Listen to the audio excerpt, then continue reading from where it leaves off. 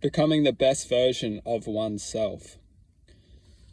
See, one thing that we can all connect with is that the mind itself can create almost an illusion that we call comparison. And this comparison basically takes our awareness and constantly creates a sense of controversy within our awareness to basically judge perhaps ourselves or other people, which builds a sense of frustration. And then within this frustration, we are constantly almost like formulating ways to get ahead or to be better than our emotions in that present moment. So what we experience, our minds are constantly trying to almost break free of our presence.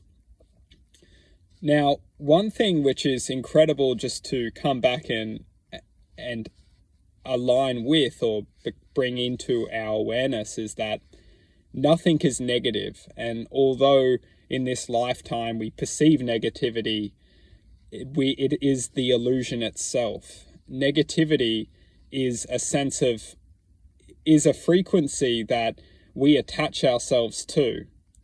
And this frequency that we choose to attach to is effectively the illusion. And one thing we need to ultimately identify with is that negativity is not the true essence of our experience. It's only the illusion we are experiencing. It's a matter of perception. And when we perceive and believe the certain density frequency which negativity manifests as, it will attach to us, and we ultimately become the representation of that emotional energy or awareness. Now, when I refer to as becoming the best self, I refer to as becoming the true self. And truthfully, within ourselves lives an unconditional form of happiness and love. And this love and this unconditional form of happiness doesn't manifest the negative emotions which our minds broadcast into our day-to-day thoughts. It is in a different density of existence. It has its own energetic field which we connect to, which we ultimately draw into our existence. And that existence is effectively what we're using to try and become better, to be better, to see from a different perspective, to try and break free of this negative paradigm of existence our minds try to draw into our lives. And from what I understand is that the mind itself is a mechanism. And this mechanism is designed for us to either learn to control it or to control our divinity within ourselves.